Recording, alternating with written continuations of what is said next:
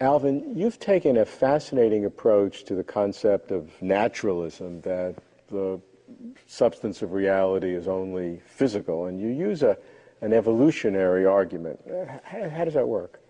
Well, first, I would say naturalism is the idea that there isn't any such person as God, or anything like God.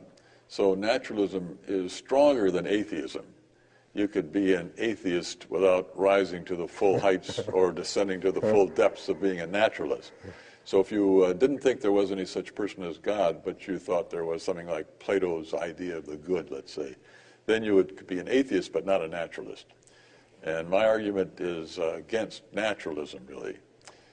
Now, when I speak of evolution, I just mean what everybody else means by this, the idea that we human beings have come to be by some process of descent with modification, where the driving force behind the process, you might say, would be natural selection working on or winnowing some source of genetic variation. Random genetic mutation is the usual suspect, you might say. And what I think is the case is I don't think you can sensibly believe these two things together.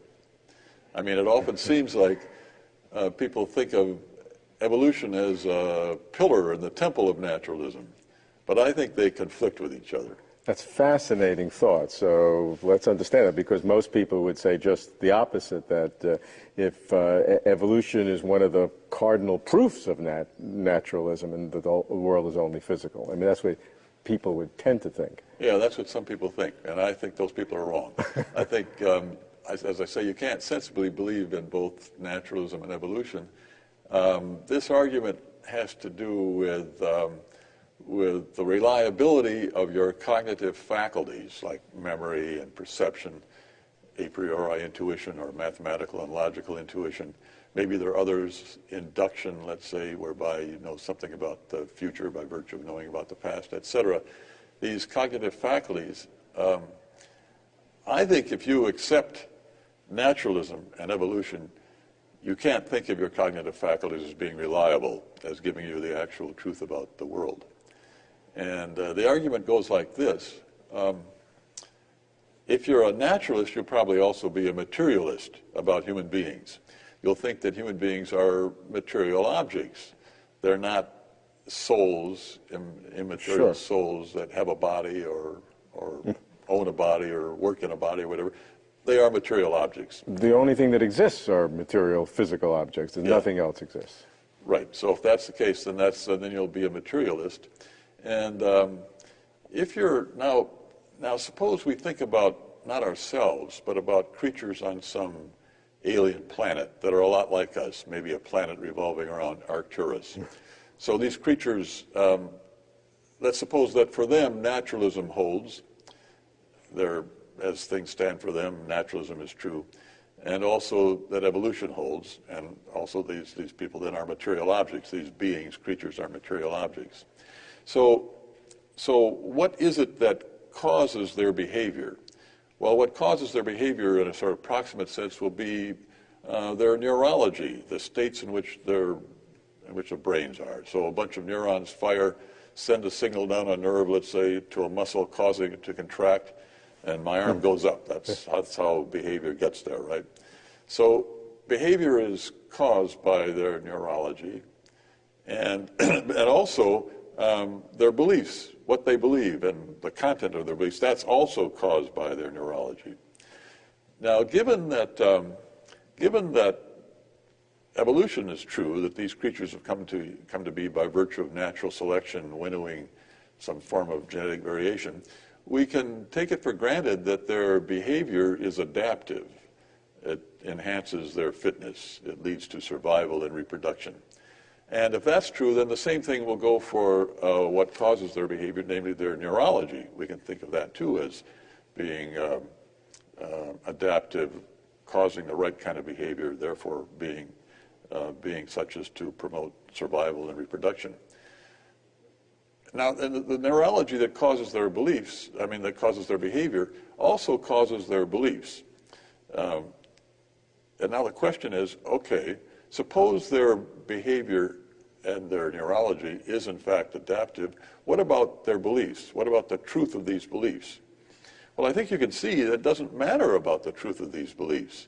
If the neurology causes the right behavior, the adaptive behavior, what they believe makes no difference. The belief, you might say, floats along as an extra. There it is. They hold these beliefs. That's caused by the neurology. The neurology is adaptive. But the beliefs don't have to be true for the neurology to be adaptive. If the neurology causes false beliefs but causes the right behavior, makes no difference whatever. So if you take a given belief, say any particular belief on the part of one of these creatures, and ask, what's the probability, given that naturalism and evolution and materialism, that the belief is true, it's got to be fairly close to 50-50. It'll be as likely to be true as false, but as likely to be false as true. And if that's the case, then the probability that their cognitive faculties are reliable, I mean, produce the substantial proportion of true beliefs over false beliefs that reliability requires, the probability that their faculties will be reliable, that'll be very low. All right? So there's the first step in the argument. The probability for these other creatures, the probability of reliability on naturalism and evolution, that's low. Okay, so far? Okay, but wouldn't one think that the beliefs would be closer to true than not if the behaviors are adaptive? That's the question. Why should that be true? When the behaviors are adaptive, the neurology that produces the behavior is also adaptive.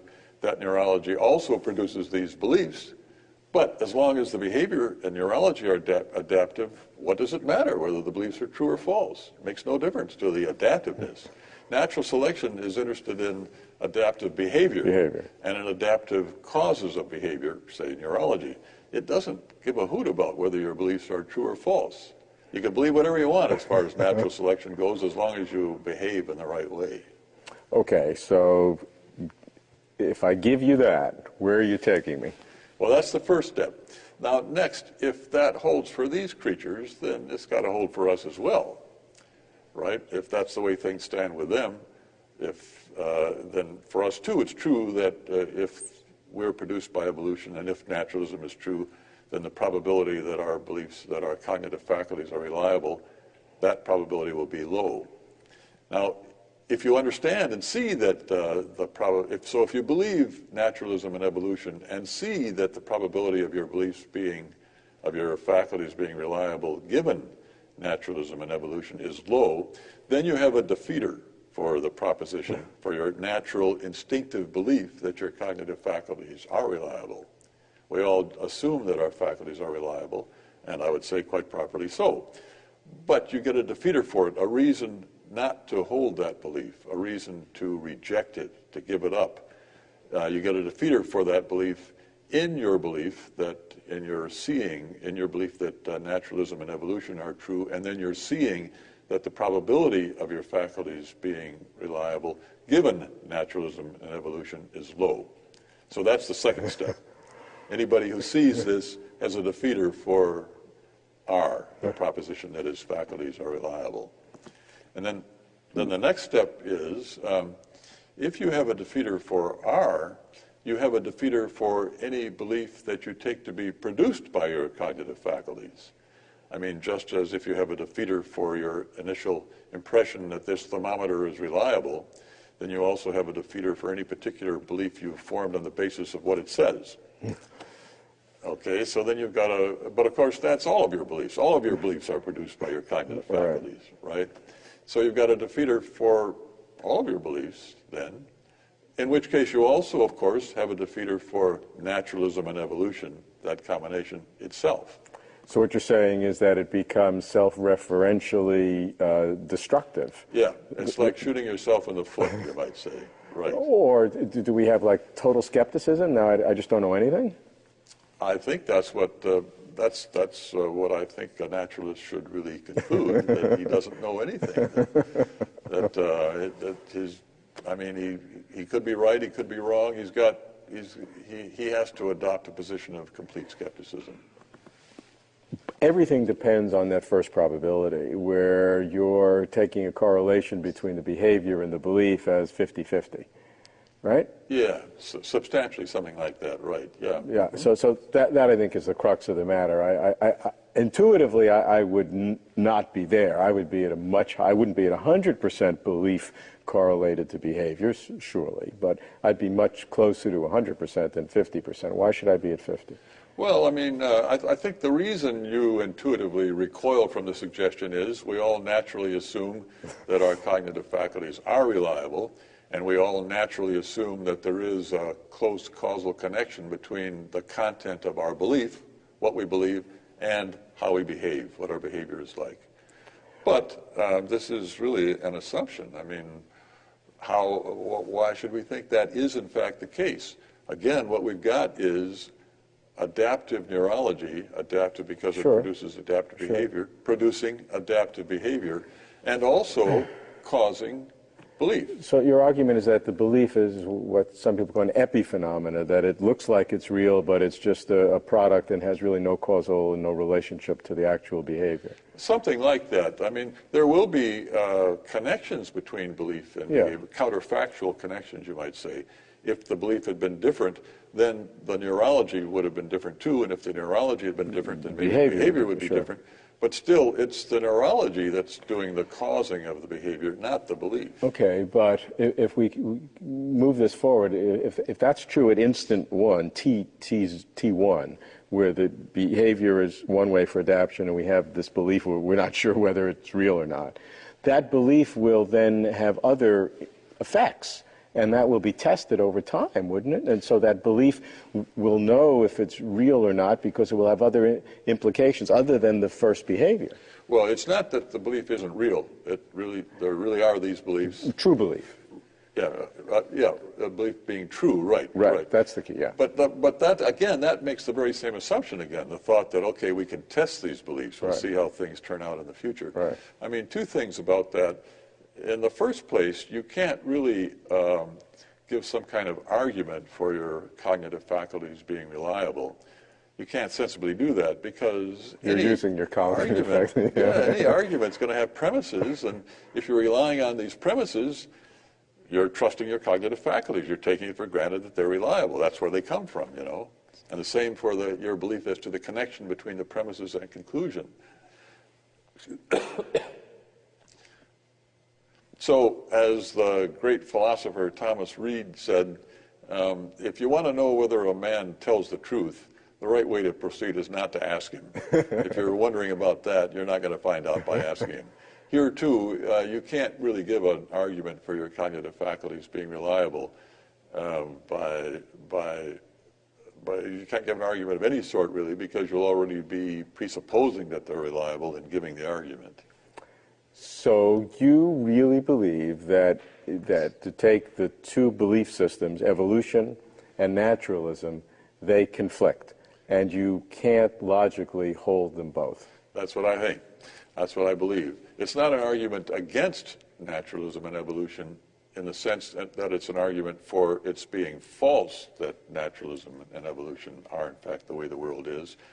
I mean, I don't believe in naturalism myself for an instant, but it's not an argument for the falsehood of that conjunction. It's an argument for the claim that you can't sensibly accept that conjunction. It's irrational or in some way cognitively below par to believe that pair of propositions.